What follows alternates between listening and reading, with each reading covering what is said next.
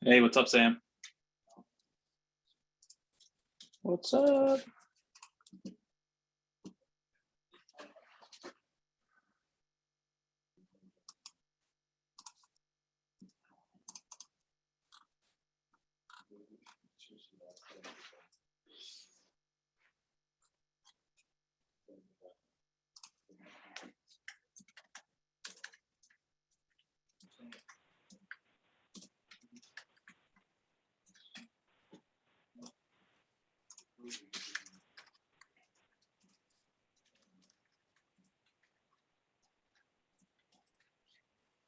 Can you hear me?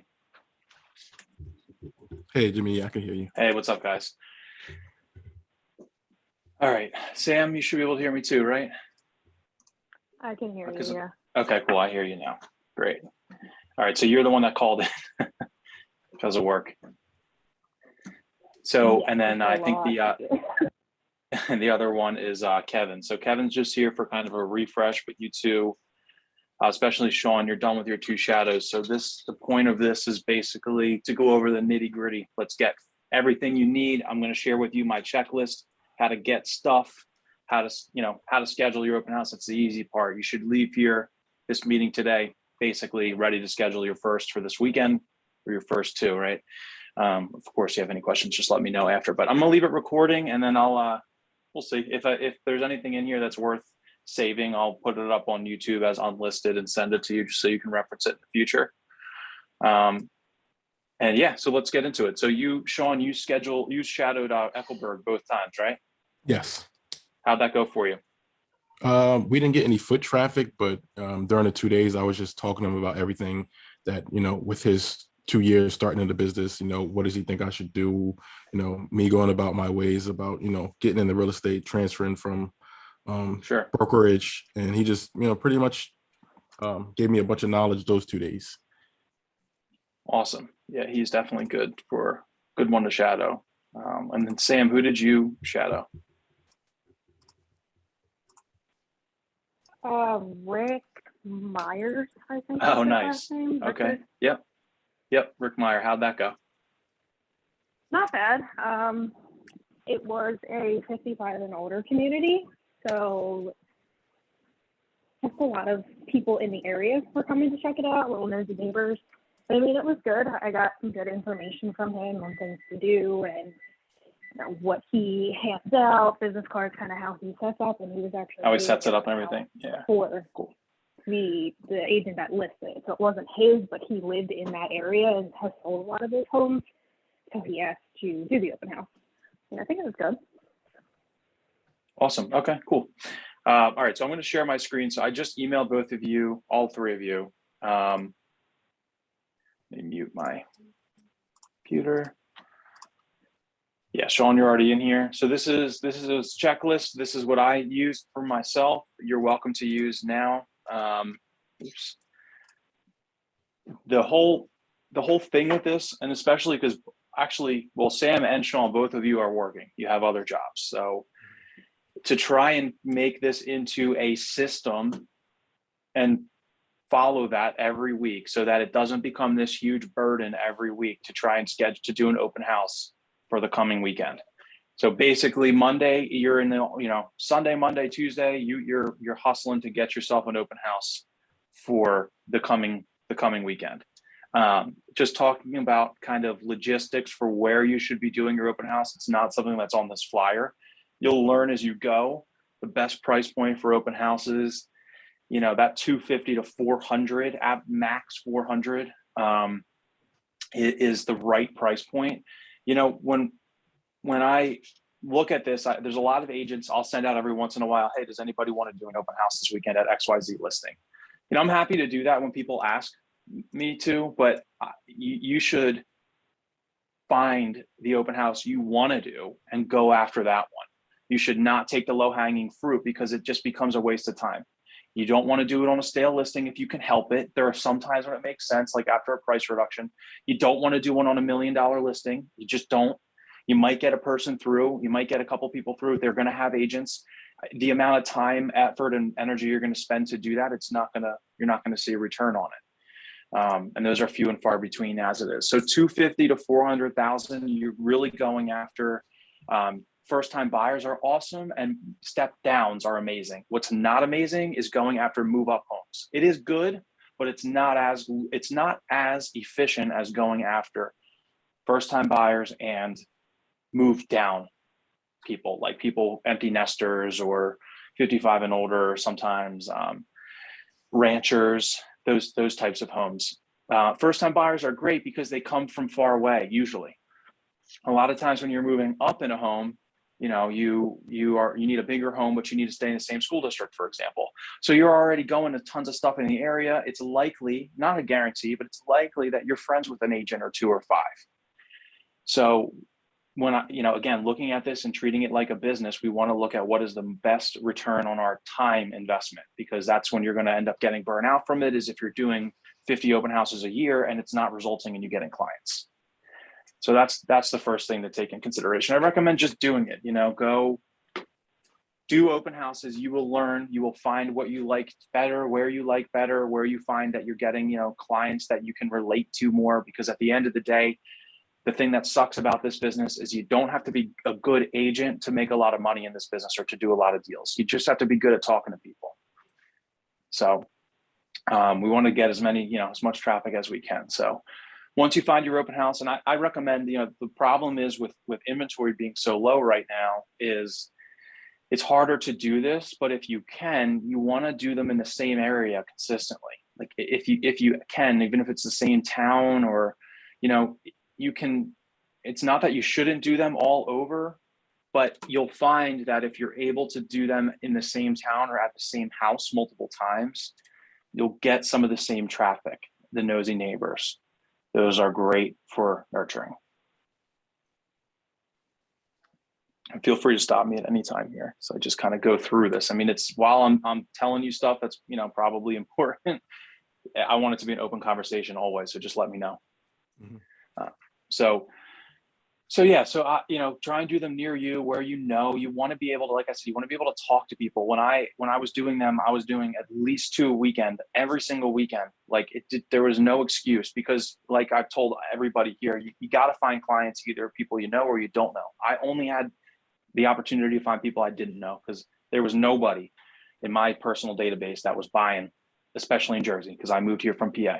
So it made sense for me to do a lot of them, right? And they're a great way to do it, but I would only do them in the 5 towns around me, so that when I did them, I was just comfortable, like the neighborhoods and the house, and I was used to it. I just was bread and butter. So it takes time. It's actually a really good way, if you continue to do open houses, to go and preview some homes in the neighborhood. It's a great way to start learning about other neighborhoods, other towns, and stuff like that. So, just keep that in mind when you're doing them. Another thing to do is when you're driving around and you're doing these previews, this is just a basic like business tip.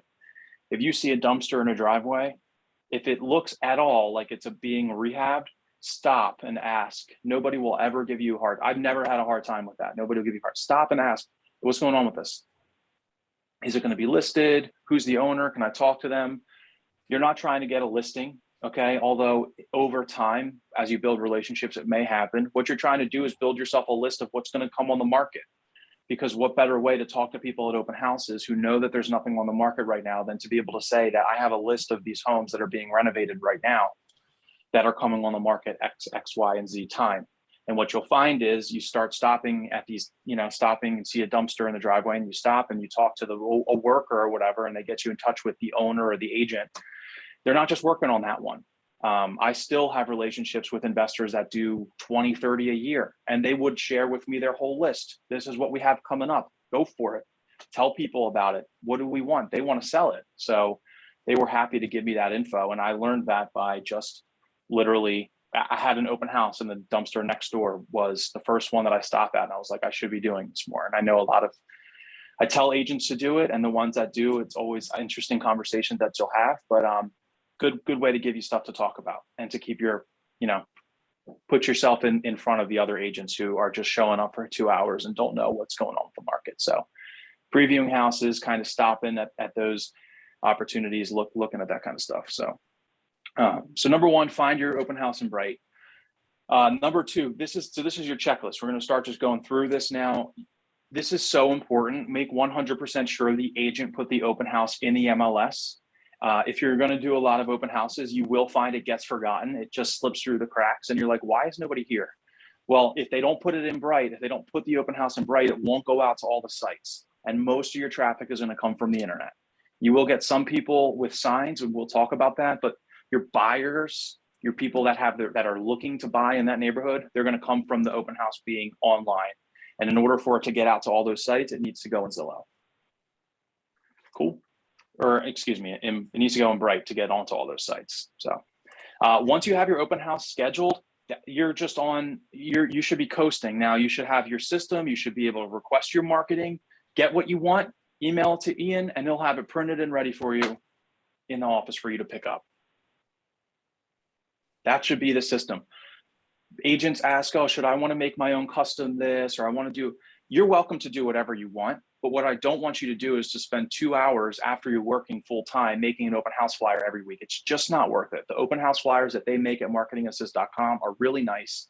Ian will print them on nice paper with the MLS sheet on the back. So you don't even have to worry about it. All you got to do is show up here and grab it on Friday before your open house.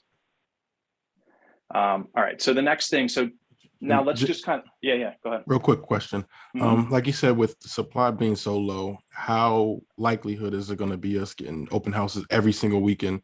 Like you said, you did 2 every weekend. Like, yeah, that's 100% certainty that you can. The question is, so there's 2 things. Starting out, it's going to be harder for you. Okay, that's because nobody knows you. No agents know you. But as you do more of these, you're going to see that if you're doing a good job with them, and after your open house, you email feedback to the listing agent, and we'll talk about that a little bit too. They're going to reach out to you when they have a new listing. Sean, I have a new listing coming up next week. You want to do an open house? It happens all the time, all the time. So that you're going to go from having to search for your open house every weekend to having kind of being a go-to for a few agents, right? You'll be on their list of, because nobody wants, they don't, agents, we don't want to search around for that. It's like, oh, I know that, seller wants me to do an open house here. I'm already doing one somewhere else where I'm committed. So you'll get them by searching. But here's what I want to show you. If I search residential sale, you can do an open house for any KW listing. Doesn't have to be our brokerage. It can be any Keller Williams listing. And obviously I have a video on this, but if I look for the office code, these are the 2, and this is in that video, the 2 codes, right? If you already did this for your shadow, maybe. So there's 116 active listings between our office and Cherry Hill right now. That means that there are 116 homes that are open for you to call the agent and ask to schedule a showing, or excuse me, an open house. Can't talk this morning. So that's what you're doing. It flips to this. Anything that is active or coming soon becomes a candidate for you to do an open house. That's just Cherry Hill and Morristown. If you want to find other offices, just search a town. Like you live in Sicklerville, right, Sean? So if I just look in, for you, it might make more sense to just go into Sicklerville and just look at all you have to do is put in Sicklerville in the Postal City. There's 57 active listings right now. And then I'm just going to sort by listing broker name, or I don't even need to. I'm just going to go, okay, here's a KW Marlton listing right here. Probably don't want to do this with this one. It's 122K maybe. Right, there's a KW listing. Here's another one, Washington Township listing, Colts Neck. This would be a great one if it's not already scheduled. So I'm going to look at the listing. This is a perfect opportunity for you to do an open house this weekend, and there is no open house scheduled.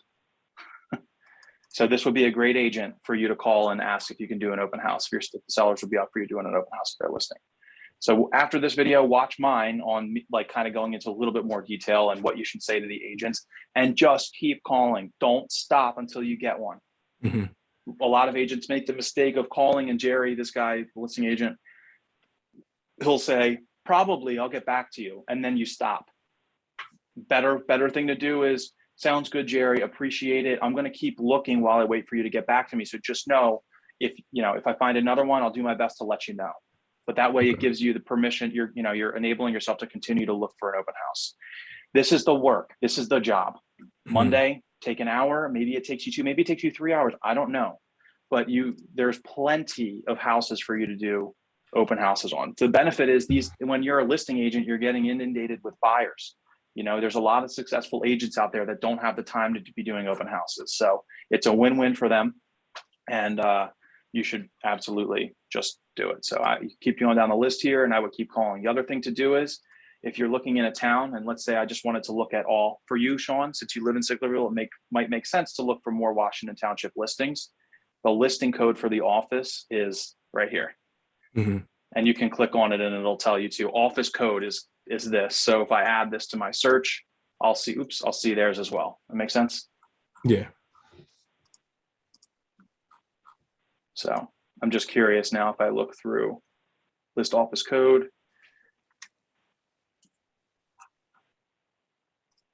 I want to type this in here so it's saved. So next time you can just, of course it's not. Oh, I'm in the wrong thing. That's why. I added another 60 results there. So that's what I would do. So now right there, out of those 3 offices, there's 173. So look, you're just starting out doing them. Just the most important thing, get them on the calendar and start doing them. Because what's not going to change from doing an open house in Washington Township or in anywhere else in New Jersey is the people are going to be the same. The conversations are going to be the same, and similar people are going to act the similar ways. They're going to do the same funny, goofy things. So what's great is at least you'll get the experience of, you know, how to talk to people and become more comfortable with it. So good on that. Yeah. One more thing I want to say, and I don't believe it's on that checklist, so I'm going to say it here. If I do that search again, list office code, we'll do the ones Washington Township. So when you go to matches here, it starts with your coming soons. These are great for open houses for the next weekend. So for example, this is in Philly. Let's say you're licensed in PA and you wanted to do an open house here. This says coming soon. So if I click on it, I can see it's coming on the market on February 1st. So when it's coming soon, the way that Bright works is it does not put it out to the public. It doesn't go on Zillow. It doesn't go on Realtor.com. It only goes out to agents and agents who created portals for their clients. That makes sense? So this is coming on the market February 1st. That's tomorrow. So this would be a good one for this weekend. But if I keep going through these, this is the 4th. That's still this week. You're going to see that I'm going to find one in here, the 15th. So this is coming on the market on the 15th in Winona. So if you look at your calendar, that is this two weeks from now. You could call this agent today, Arthur, and you could say, hey, I saw you have a new listing coming up on February 15th. Would you mind if I do an open house for you that weekend? And that will book your calendar for 2 weeks in advance, because we know this isn't going to sell. It's not going on the market till the 15th. So that'll give you a good opportunity to kind of put your calendar out farther, rather than just looking for this one single weekend. So pro tip. All right, so now you got your open house scheduled. You guys work. So you need to decide. You know, we call like the highest level of an open house the 7-level open house. So I'm pretty sure it's a KW coined term, but everybody calls it that now. Doing a 7-level open house, if you were saying I'm full-time and I need to get clients, is like second to none for 6 months from now, having a pipeline of buyers and sellers, probably more than you can handle. Because what that is it turns doing a 2-hour open house into basically a 20-hour a week job per open house. So we're going to talk about some of that stuff here, and it kind of goes more in depth. So we'll, you know, kind of go wherever the conversation takes us. So when you have your open house scheduled, there's a lot of stuff you can do during the week before leading up to the open house to try and generate traffic to the open house, and more importantly, to lead generate in the neighborhood. Having an open house on the calendar at 123 Main Street in Sicklerville gives you an easy opportunity, a reason to talk to people in the neighborhood, to call, to leave door hangers, and to invite the neighbors to the open house. And that's it. I'm not selling you anything. Seriously, I'm just inviting you to the open house. Pick your neighbors. Do you know anybody who wants to live there? I know people like to pick their neighbors. So I'm not going to dive in on this call on every single script and tactic you can take there. There are some ideas here and some that we're going to talk about. But yeah, so number one is putting flyers in the front yard of the house you're doing the open house at.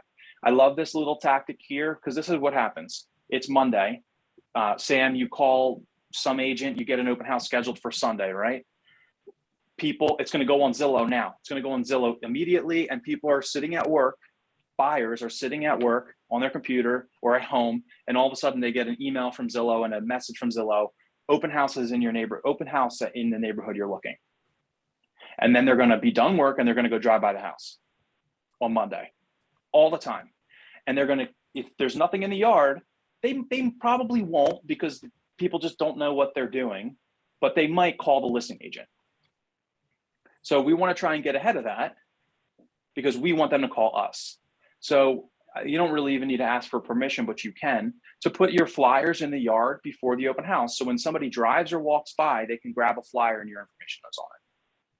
So our own flyer with our name and number is okay putting that in the yard? Absolutely, yes. Okay. And I've had many times that I've had showings before, because everybody knows how fast they're selling right now. So if I show you what I'm talking about,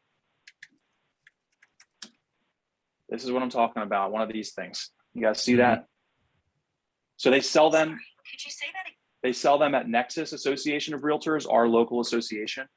So if you just Google Nexus. Okay. You'll get the address and the info, and you can go there anytime during business hours, and you can just see what they have. They have lots of weird, good realtor stuff there. And one of the things they sell, I think it's like $20, is that flyer holder. So yeah, I mean, if you have the time, now, do you have to do that? No, but if you're going to go out there anyway, because you want to preview the house or homes in the neighborhood, why not? Why not bring the flyer holder and stick some flyers in the yard, so that when people drive by, hopefully they'll text it, they'll get the flyer and potentially reach out to you, or just come back to the open house on Sunday. Okay. See, I was talking about the yard sign, like that says open house on it. Yeah. So that's probably next. So. Oh, okay. Those are the flyers in the yard. The next thing to do would to put one sign in the front yard. Put one open house sign in the front yard immediately. I always did that. I got it scheduled. Now this afternoon, when I leave the office, I'm going to go stop at the property. If it's vacant, I'm going to preview it. If it's not vacant, I'm not going to, because between you and me, I don't really feel like talking to the listing agent seller for 30 minutes about the open house this weekend. But I'm going to stop by, and at a minimum, I'm going to put my flyer holder between the sidewalk and the curb, and I'm going to put one sign in the yard that says open house Sunday 1 to 3 in the yard. That way, when people driving by or walking by see it, they know that, hey, we have an open house there Sunday 1 to 3. All the information that they possibly need is there. I'm not putting the signs out in the neighborhood yet. We'll talk about that in a bit. Now you can decide if you're going to do giveaways or food for your open houses. So no requirement there. I used to do that. My wife would help me. She would make like these little baggies of, thanks for popping by and stuff like that. I just got to the point where it was too much. It just was too much. And I was like, there's no way I can't indicate that because I gave you a bag of popcorn that 2 weeks later, it's going in the trash right away. If you're going to be a client, it's because of me following up with you after, not because I gave you something there. But you're more than welcome to. I always think it's cool. I love it. I respect it. It's just depends how much time you have and what you want to put into it. So the donation idea is a cool thing. So this is twofold. So for example, right now, I think the coats are due by the 4th. If you haven't seen it, we've been posting. I emailed about it. We're doing a coat drive here. So when you're talking to people who are like, well, I don't know what to say. I don't want to knock on anybody's door. I don't know what to say. Well, this gives you another thing to say. Hey, not only can you stop by, but we're actually giving away winter clothes and coats. So if you come to the open house, please bring an item to give us so we can donate it. If you're not going to come, is it cool if I come back on Monday to pick anything up that you want to donate? And you can leave the flyer and information for that. That gives you 3 touches. If they don't come to the open house and you ask for permission to come back and pick up their items, you're going to ask for an email and phone number just to make sure. You're going to go pick it up, and then you're going to mail them in the mail a thank you card. Kind of see this is the snowball, all because you had an open house scheduled on Sunday. Now you've just gotten some random, the neighbor.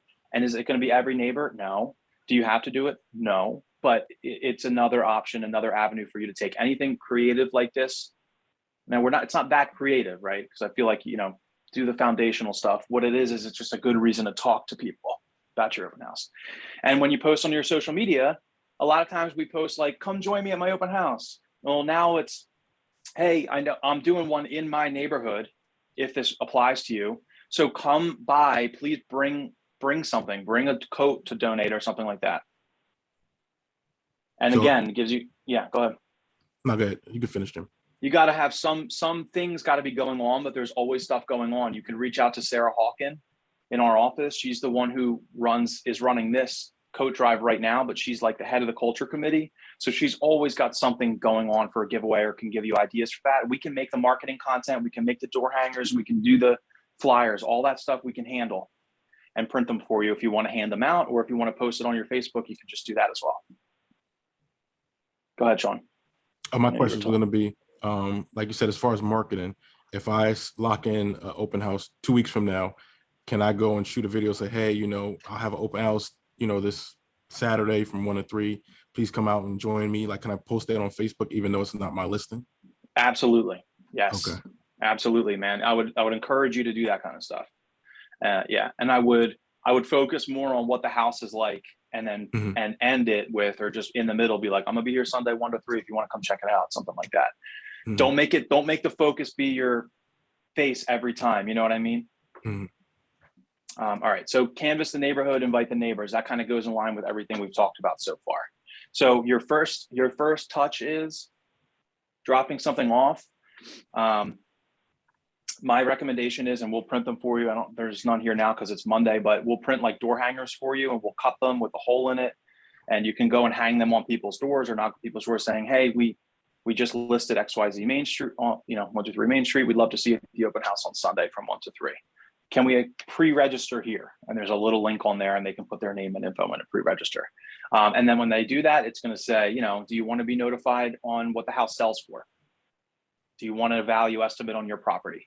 So this kind of goes down the rabbit hole of where people think that I don't want to do open houses because I don't want buyers. If you do them right, you're going to get seller leads as well. So when we think about buyers, a new buyer comes on the market, and the first thing that they're going to do is, I'll read this comment in a second, Sam.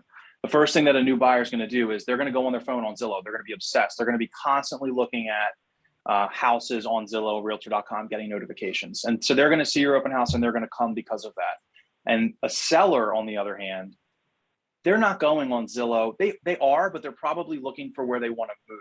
They might dabble and look at like, oh, what are houses selling for in my neighborhood? But if they have it on their mind, and when they're driving around, they see your open house signs, or they're walking the dog in the morning, that's when you're going to see that you have, or you're going to have the sellers come in. And when you're going and door knocking and canvassing every 100 doors in the neighborhood, that's when you're going to see you get a lot of neighbors that come in that are great for nurture and adding to your list of market updates. And they love that info. Why? Nobody I've never had anybody come to my door to do that. And if they did and said, I'd love to put you on, just, do you want to know like what the market update is in your town every month? I'd be like, yeah. I would say yes. A lot of people would say no, but this gives you a way to get in touch with and add sellers or potential clients to your database for sellers. All right, so Sam, for the door hangers and marketing materials, how do we know what the cost will be? It's free. All this stuff is free. As you're in coaching, because like I said, I'm a product of this program, so I kind of built this system out that we can do this all for free for you. Obviously, we pay for it, but it's all free. So the door hangers, the flyers, all that kind of stuff we'll print for you. The booklets we'll print for you for free. So Jimmy, you definitely recommend us getting that flyer holder for the yard? I mean, I do because you're going to go to the house anyway. So why not? That's my thought. It's going to add all of 10 seconds of work to your day. So you may as well just do it and add the flyers in the yard. All right. So previewing homes in the neighborhood is key. I don't feel like I need to get into that. Preview the homes, post on your Facebook, Instagram. Don't tell them I'm previewing for my open house. You're just going to be like, oh, cool kitchen, cool bathroom, that type of thing. A picture of the lockbox, switch it up. But you got to remember when you're doing this, you're posting content that people want to see. You're not asking for anything. You're just posting that you're out in the real estate world. People know that's what's going to make the difference. That's what's going to get people looking at your content, so that you're always the first person of those circles on their Instagram and Facebook. Right now, for me, it's all real estate people because my friends, they only post when they go out. So it's rare. Well, the real estate people, they post real estate stuff every day. So All right, Facebook ad if you want. Now, especially if you have a job, I recommend, and I'm not going to say I recommend it because Facebook ads suck right now. So because of all the crap that Facebook has done to be a big bully and invade your privacy, I guess they kind of made it harder to target people. So now you have a really big radius when you run a Facebook ad. You can't target, you could figure out a way. There was a funny YouTube video where somebody figured out a way to literally target their roommate about some knife that like he cut his hand on or something like that. And he was like bugging him with ads and all these weird things, right? You can't do that anymore, or at least not in real estate that I know of right now. So our Facebook ads are still going to get you some leads. You could run a $20 ad for your open house and just being like open house Sunday 1 to 3 and put it out on Facebook. You can run it through command. If you do it, just have yourself a system. When they go on, they're going to sign, they're going to give their phone number and email, then you have them on an immediate follow-up plan in command. So next week, we'll talk about that stuff. If you guys are down, do a meeting. If you have any leads or like that, we can kind of go through command. I want to make sure we get another mastermind on the calendar for that too. But I'm kind of on the fence about Facebook. I ran them every weekend religiously, but now, the nice thing about now is I can tell you what's working and what's not, because I talk to so many people across the country on what's having a good conversion rate for people with their open houses. Facebook is not right now. So, all right. So your designs at this point, when you request your designs from marketingassist.com, they're going to get, that goes to YHT. So does everybody here understand what marketingassist.com is? You can say no. It's cool. If you don't want to. Yeah, all right. I don't. So, okay. So Marketing Assist is a website that's owned by your hometown title, which is our in-house title company, right? So what are they? It's just an easy way to go to this site. This is where you're going to request your designs. So you don't have to do it. You just go on here. I have a video on how to make an account for this. It's obviously very easy. And then under concierge here, there's a whole bunch of designs. So you want co-branded designs because they're all free. And listen, if you want something specific, you're not going to pay anything. Just let me know. If it's something specific that makes sense, we'll work it out. It's not a big deal. So you come in here and you would say flyer design co-branded. Click on that. And then you can, click on type of flyer, open house. You can put in the property address, date and time, verbiage. If you leave this all blank, it's totally fine. This is going to go to a person. Her name is Marissa. She works in Marlton, but this is just their way of managing all of the requests that they get for designs. So you come in here, you just fill this out. You can type anything specific you want. If you don't, she's just going to pull stuff from the MLS and put it on the flyer. Okay, and you're going to be like, no, digital copy only. You can upload the images you want if you prefer. If not, again, she's just going to pull them from the MLS, hit add to cart and check out. It's free. She's going to email you a proof and you're going to say, looks good, or you want her to change it or whatever. And you're literally just going to forward that to Ian and he'll print them and he'll take that flyer and on the back, he'll put the MLS sheet and he'll print them and put them here in my office. You can also use this site for a business card reorders. If you needed a door hanger design, the designs are one thing, but the designs are really the easy part. You can come in here and just start typing in here and work with Marissa to make any door hanger design you want. The hard part and the expensive part is printing it. We'll do that here. We just need the design. She'll do the design in the right format, 2 on a page. We'll print them on cardstock and cut them here. So that's really what this is for, and your booklets as well. So if you haven't gotten your coaching booklets yet, and Sean, I know you have. I don't know if you have, Sam. You should, and Kevin, you definitely should. You request them on here, basically the same way. For the coaching booklets for buyers and sellers, y'all don't have all these past sales to use your stats for. So I made generic buyers and sellers booklets that can be branded to you, but that use our office stats. So you would come on here and you would type in, I want the coaching buyer's packet, the coaching seller's packet, or both. She'll email you. She'll take your headshot. If she doesn't have it, she'll ask you for it. She'll email you the proof and you'll just send it to Ian and we'll print them and bind them here. Does that make sense?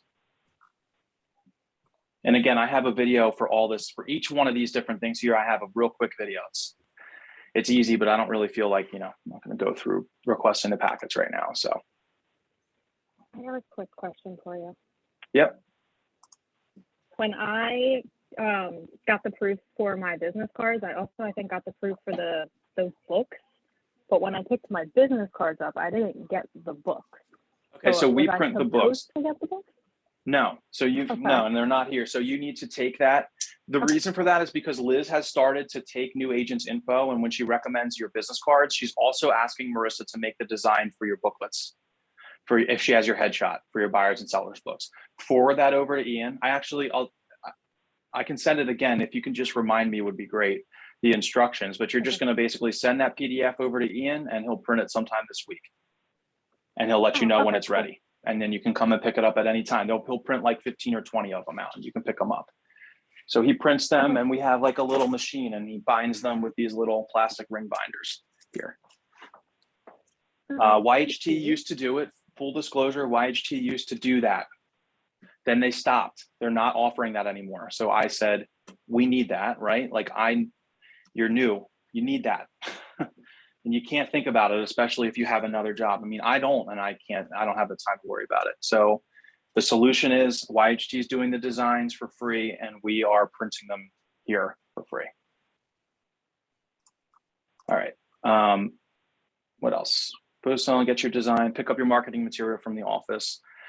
All right, so now I'm like at home. And again, this checklist I had it like literal check boxes. And every week I would take the same one, I would copy it, and I would change the name to the different address because I'd forget, because I would do 2 a weekend and I can't remember where I'm at with each one. And it became a stressor, and it shouldn't be like that. It should be the same every single time. So you need to print sign-in sheets. So let's talk about that for a second. I always love talking about sign-in sheets. It's like the most important thing in an open house, believe it or not. So what did Eckelberg use at his? Is he still going digital? Yeah, he had the iPad with I forget the name of the program he was using, but it was he did all digital. Yeah. Okay. Sam was what'd Rick do? Paper and pen probably? Yeah, clipboard with like individual pieces of paper. So you put name, whatever. So it's just you, not everybody signing the same list. And then you would take them and then put a new sheet on top. So this is what I had used historically. Okay, simple. But I prefer the 1 page per person approach. There is a design for that in Command. I promise it's in there. Or you can make your own. But I tried. If you know me, I am like the tech guy. I had my iPad. I'm like, I'm going to do these on my iPad. What I find is there's just a certain percentage of people that can't operate an iPad or just can't operate the tech, and they would knock it over. They would hit the home button. They would get confused. Every single person and that's the last thing that I want from the first impression of a potential client. But every single person in the world knows how to operate this device right here. So I found that I just gave up on it. And I talked to Brian about it, and he tried QR code and all these different things. And what we're seeing is it just works better to have people sign the piece of paper. It gives you a couple things. Number one, you can reference it immediately, which you should be doing. As soon as they sign it and walk away, I'm looking at it. Did they mark whether or not they have an agent? Did they sign in with their agent's name? Because I'm sorry, but this is a business event for me. And if you said that you wrote down Sean Hammond and you circled yes to having an agent instead of your name, I'm not talking to you anymore. I mean, unless you ask me a question or something, I'm going to obviously be super polite and everything, but I'm going to do my best to engage with, especially if somebody else is there, to engage with somebody who didn't do that, because they have their agent to talk to. They don't need to talk to me about it. And if they did nothing, okay, a pro tip, and if they didn't say that just because it didn't happen or they didn't think to, but everybody does this. When somebody, first thing you do when you get to your open house is put a fake name on here. Sign into your own open house with a fake name, circle no, write nice rehab or something like that. And what you'll find is human nature is the next person will do what the person before them did. So the next person comes in, and I'm dead serious. You'll see, as you do a lot of them. So if they come in here and they just put their name and an email and then they don't do anything else, fill the rest in, put in a number, circle no on the agent, and keep doing that. And when somebody says yes, if there's downtime, do another person and circle no. It's just human nature. But I can't, if they did a QR code or did it on the iPad, I now have additional steps to see that information. So that's a good reason to use paper. Now, the next thing is, what was I going to say? Oh, the KW pens. So these are YHT pens. These are in the command center, which is the printer room downstairs. There's a bucket of them. You can just grab a bunch of them.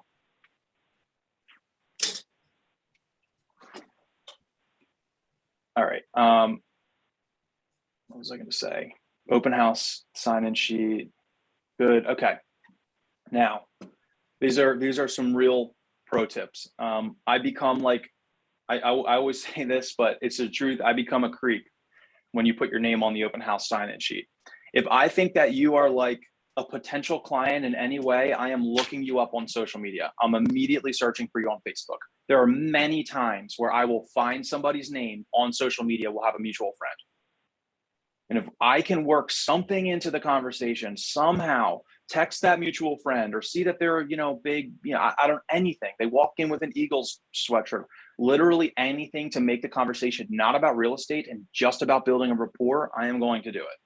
And there have been times where I've texted like a friend and said, hey, so-and-so just signed their name on my open house sheet. Why didn't you tell them to call me? Right.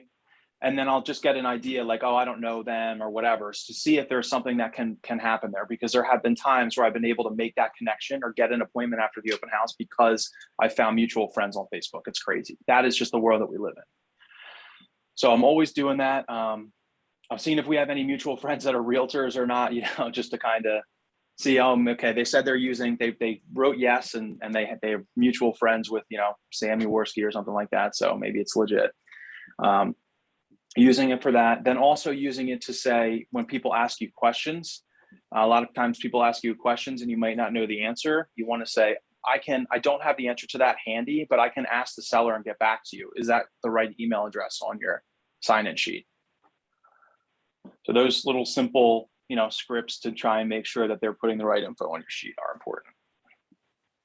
So you want to have a sign-in sheet there. However you're going to do it, doesn't really matter. Just, try a couple different methods, and what you like best, that's what you do. The disclosure, seller's disclosure. So if you don't know what that is, it is a standard document that the seller fills out with a bunch of information regarding the property. So I just found a property that probably has it listed. If you see this icon in bright here, this little paper icon, it means there's uploads. And if I click on this, it'll tell me what's here. And there's a survey of the home and the land. I might bring that because somebody might ask where the fence line ends, and maybe it'd be nice to have this to reference. I'm going to keep going. But if I click on that and the seller's disclosure is here, this is the seller's disclosure. You want to print one copy of the seller's disclosure and bring it with you to the open house. Don't give it away, just one copy. And if there's another copy there that's already out, put it in a drawer. Okay, because this has a lot of information on it, like how old is the roof? What kind of heat is it? How old is the furnace? Do you have any issues with the water in the basement? What type of siding is it? All that kind of crap is all on the seller's disclosure. It's a standard document. If it's not in bright, you ask the listing agent if they have a copy of it and to send it to you. So it's on the checklist so you don't forget, but you need to make sure you have the seller's disclosure with you. If they don't have one, it's okay. But let's talk about why it's important to have one and some of the things you can. Every single thing here is with the thought in the back of my mind is, how can I use this to get somebody's information, right? Or to talk to them in any capacity after they step out of that door. And for the seller's disclosure, if somebody asks me how old the roof is, I might say, oh, I have a copy of the seller's disclosure. Let me hear. Let me look. 9 times out of 10, people are going to ask you for it. And you can say, sorry, I only have one copy. Do you mind if I email it to you? Then you're going to learn right away. I have an agent. No, that's okay. Or yeah, sure, go for it. So this gives you a great opportunity to learn about the house, so you have some knowledge. Because here's a great little like tidbit for when you're in an open house talking to people. My method is that I'll let the people come in. I don't hound you. I don't shadow you around every door and every bathroom and stuff. I find that people they don't know you. They don't love that usually. So it's more of just like, I know Kevin would be an expert at this, but hey, the house is yours. Take your time. Listen, do me a favor. Would you stop and sign in the kitchen and leave some feedback before you leave? I'd appreciate it. And now I'm not done talking to them, but they think that they're in control and they're good to go and do their thing. And now I'm using this opportunity when I see them walk around the corner, or they walk back in the kitchen to sign up. Oh, by the way, did you know that they just replaced the roof? Or, oh, by the way, the in-ground pool is, in great shape, or something like that. Gives you an opportunity to just kind of start a conversation about stuff using, oh, by the way. We'll talk a little bit more about that. Business card you want to bring and have ready. Flyers with the flyers, I told you we're going to print them. I would typically put them in a flyer holder now inside the house. I just kept one with my stuff. So I'm talking about like tabletop flyer holder.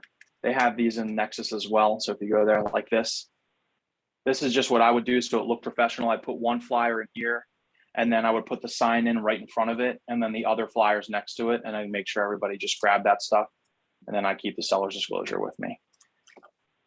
The CIS needs to be printed and brought. You just need to have a copy laying out somewhere, not getting everybody to sign it. Good on all that stuff?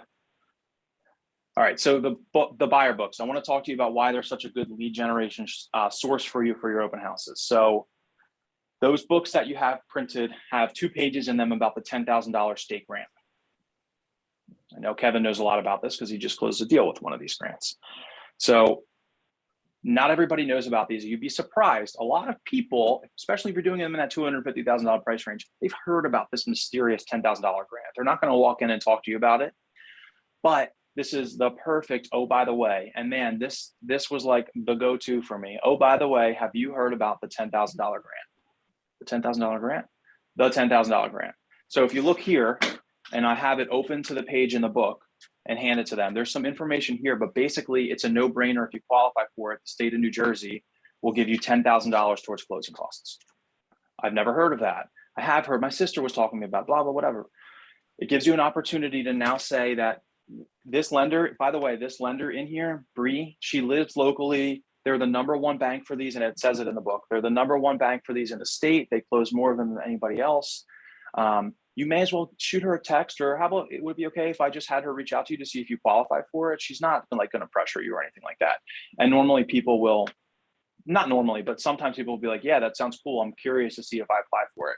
Because another thing, and this comes with just experience and doing these a lot, you'll learn that other lenders will try and talk the buyers out of that loan because they don't do them. And so I'll say that, they do a lot of these loans. You'll find that other lenders, if you're pre-qualified, will try and talk you out of doing this loan for one reason or another. Well, they might not even be able to do them, and they just don't want to lose your business. So it's worth it to at least give it a shot to see if you qualify. And once they get on the phone with your lender, you're pretty good. I mean, you're in pretty great shape then. They're going to work with you as your agent because your lender's not going to let them lose you. The lender is going to refer to you as their agent. There's no question about it, right? So do I care if they qualify for the $10,000 grant? Yeah, of course. I mean, that's awesome. But ultimately, that's not the reason why I want them on the phone with my lender. It's so that they use me as an agent. So I add value, provide another resource. I love talking about the $10,000 grant. It is literally just free money. And I'm doing my best to talk about this stuff after I've talked to them about anything that's not real estate. I really want to open that door and conversation, just kind of talking. The snowstorm, whatever's current, something I can say if they're wearing, look at their clothes, anything that I can identify that I can spark a conversation with, just to get somebody to say more than like hi and shelter away from me. And it's a great opportunity to bring that up. So the second script, if you will, that works pretty well is to tell buyers about your direct buyer program, to tell people about your direct buyer program. So you might hear this touted a bit. A direct buyer program is simply an auto search in Bright, but everybody knows right now just how hard it is to buy a house and how there's no inventory. It's not a secret. Everybody knows. Everybody wants to be that first person to know about something. So you might ask how they found out about the open house, or how's your search been going so far? And a lot of times you're going to hear, we're having this struggle, or we're just starting our search. This is the first house we've gone to. Love that. You might say, yeah, no, it's crazy right now. But one of the things that we do is we put our buyers on what's called the direct buyer program. And that sends out, so because Zillow or Realtor.com, right, they pull all of the information from the MLS. So they're a lag, they're behind. So you might not know about a new listing for a few days or even a week. until it appears on Zillow. And that's a problem in this market, right? That you know how it is, right, Mr. and Mrs. Buyer? It's tough right now. Properties can sell in a day or two. So we like to put our people on the direct buyer program. And basically what that's going to do is it's going to send you an instant notification when a property hits the market. That way you're ahead of all the other competition. And I just need like some basic info, the towns you're looking in. I can just set one up for this town, for Maple Shade, if you're interested in. That way you'll get the email when the property comes on the market right away. And a lot of people are interested in that. And it's just putting them on an auto search. So that kind of segues into the next thing, which is you don't really need permission to put somebody on an auto search. There's no reason why you can't have somebody come in and they tell you they've been looking at XYZ town, put them on an auto search. If they didn't say they have an agent, put them on an auto search in Bright so that they're getting your emails, because you can track that. It takes you 5 minutes to set it up for new listings and you can see that they're clicking on your emails. And this gives you an awesome opportunity to follow up with them after the open house is over that next week. And again, this is going to come with time and doing them. It's easy. It is not complicated. It's simple. It just takes time and practice, consistency. And it might feel awkward or weird at first, but I promise it goes away. And you become like on point with it. You know what you want to say. You know when you want to say it. You know who you want to say it to. Hey, Jimmy. Mm-hmm. I have to get off the Zoom. I have to get ready for work, but I'm going to finish watching the recording once I get home tonight. Okay, that's cool. We're actually through most of the important stuff. So, but yeah, that sounds good to me. Okay, thank you, Jimmy. All right, you got it. I know, good luck, Sam, guys. You're running close on time too, right? I am, yeah, I got like 5 minutes. Okay, that's cool. We can definitely get through this in 5 minutes. So, all right, I'll stay for the 5 minutes then. Okay, all right, all good. All right, so the day before the open house, so your signs go out the night before, the morning of, early morning of, or the night before, no sooner than that. You don't want to put them out too sooner. They become stale and neighbors get mad at you for putting them in the yard. If anybody's outside, ask for permission to put it in the yard. You don't need permission to put it in the curbside, but it's nice to ask for permission and then send them a thank you note after that says, thanks for letting me put my sign in your yard. I had 20 people come through or whatever. I always got balloons. I recommend you get balloons, put something out in the air, something out that waves in the air. Make sure you put your stuff out at the open house. Know the house before you do the open house. Look up square footage. Know the school district it's in, the lot size, bathrooms, bedrooms. Do some open houses and you'll get the same questions over and over and you'll have a better idea of what you should be prepared to answer when you do your open house. But never be worried that you don't know an answer. It's not your listing. You're going to get in touch with the listing agent. You're going to give the buyer the answer later. That's always the best answer anyway, because it gives you an opportunity to follow up with them after the open house. I put some notes in here on the direct buyer program. We'll talk about follow-up. What I'd like for you to do is do an open house, and then let's do a meeting on follow-up. Sending videos to people saying thank you for coming in is killing it right now. Actually, talking about my open house, really anything. The follow-up is key. That's what's the most important thing out of all of this, is following up with these people after they leave your house. And yeah, I think that's pretty much it. So you guys want to ask any questions before we wrap it up? You have access to this in your email, so you're welcome to use this for your list for your open house. So now go out, schedule an open house. As you have any questions, just let me know and start just doing them. No pressure. Cool. All right, good stuff. I will talk to you guys soon. Okay, thank you, Jimmy. All right, thanks guys. Yep, see you later. Thank you.